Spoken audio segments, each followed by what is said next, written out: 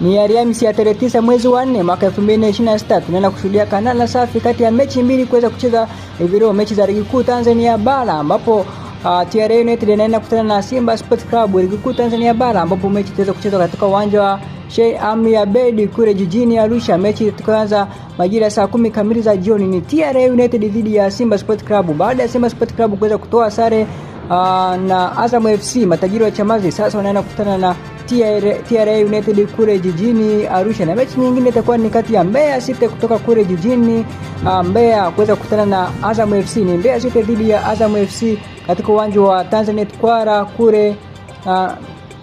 kule mjini Manyara. Mbeya City dhidi ya Azam FC, mechi itaweza kuchezwa majira ya saa 10 kamili za jioni. Ni mechi mbili za ligi kuu Tanzania bara, TRA United dhidi ya Simba Sports Club na Mbeya City kutoka kule jijini Mbeya na Azam FC matajiri wa Chamazi. Mechi mbili kubwa sana, tunaenda kushuhudia kandanda safi.